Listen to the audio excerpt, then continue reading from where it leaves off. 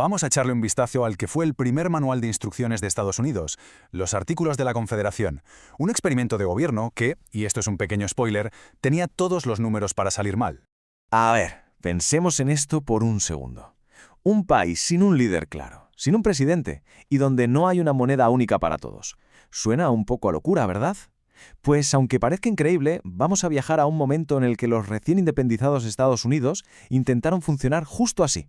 Para entender por qué hicieron algo que hoy nos parece tan raro, hay que ponerse en su piel. Acababan de librarse de un rey, el de Gran Bretaña, que tenía un poder casi absoluto. Así que su mayor miedo, su obsesión, era no crear otro monstruo igual, otra tiranía. Querían un gobierno que, por diseño, no pudiera oprimirles. Y la solución que encontraron se basaba en una palabra clave: soberanía. La idea era que cada uno de los 13 estados fuera como un mini país independiente, con su propio poder para gobernarse. Se unieron en lo que llamaron una firme liga de amistad. O sea, era más un somos colegas y nos ayudamos que un somos una sola nación.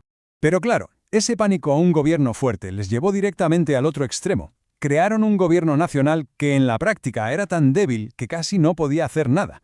Era un gigante con pies de barro. Vamos con la primera gran debilidad, y es de las gordas. El gobierno nacional no podía recaudar impuestos. No podía, así de simple. Lo único que le estaba permitido era pedirle dinero a los estados, casi como si pasara la gorra. Ya os podéis imaginar el resultado. Pues el resultado fue un auténtico desastre. Las deudas de la Guerra de Independencia seguían ahí, sin pagar. Los soldados que habían luchado por el país no cobraban su sueldo. La caja del Tesoro Nacional estaba, casi siempre a cero. Y así, claro, era imposible financiar nada, ni carreteras, ni escuelas, ni nada de nada. Segunda debilidad clave. No existía la figura del presidente.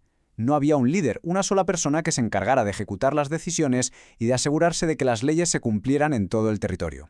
O sea, el Congreso podía tirarse semanas discutiendo para aprobar una ley, pero luego, ¿quién la aplicaba? La respuesta era nadie. Los estados podían simplemente ignorar las decisiones del Congreso y no pasaba absolutamente nada. Era como jugar un partido de fútbol con un reglamento, sí, pero sin un árbitro que pite las faltas. Y seguimos sumando ausencias. Tercer punto débil. Tampoco había un sistema de tribunales para todo el país.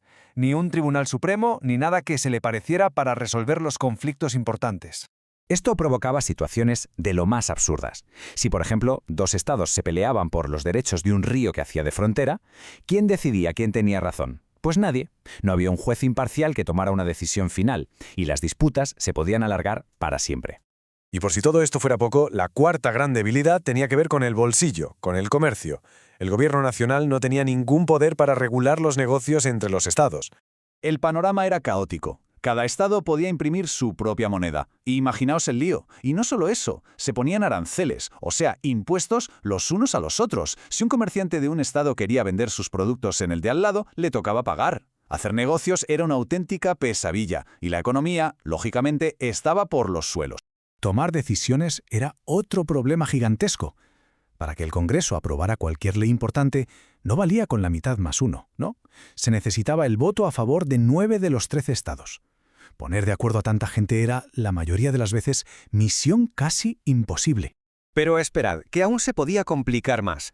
Y si querían cambiar estas reglas, modificar los propios artículos, pues ahí la cosa ya era de locos. Se necesitaba unanimidad. Los 13 estados tenían que decir sí. Esto significaba que un solo estado, uno solo, podía bloquear cualquier intento de reforma. El sistema era una jaula de la que no se podía salir. Y como es de esperar, todas estas debilidades no se quedaron solo en el papel.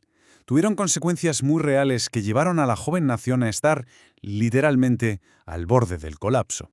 El momento clave que hizo que todo saltara por los aires fue la rebelión de Chase. En 1786, en Massachusetts, los granjeros estaban ahogados por las deudas y los impuestos. Liderados por un veterano de guerra llamado Daniel Chase, se levantaron en armas para impedir que los tribunales les quitaran sus granjas. Y aquí viene lo más grave. El gobierno nacional no pudo hacer nada. No tenía ni dinero ni autoridad para enviar un ejército y restaurar el orden. Al final, la rebelión la tuvo que sofocar una milicia privada pagada por comerciantes ricos. El bochorno fue total.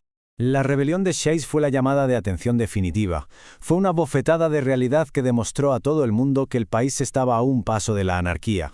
Su gobierno era tan débil que ni siquiera podía garantizar la paz dentro de sus propias fronteras. Ante el fracaso total, y con el país al borde del abismo, los líderes de la nación supieron que tenían que hacer algo. Y tenía que ser algo drástico y rápido. Así que, en 1787, se convocó una reunión con la idea oficial de revisar y hacerle unos arreglos a los artículos. Pero en cuanto se sentaron a hablar, se dieron cuenta de que aquello no tenía arreglo. Era como intentar reparar un coche siniestrado con cinta adhesiva. Hacía falta empezar de cero. Y de esa reunión salió un plan completamente nuevo, la Constitución, un documento que fue diseñado, punto por punto, para solucionar los desastres del sistema anterior.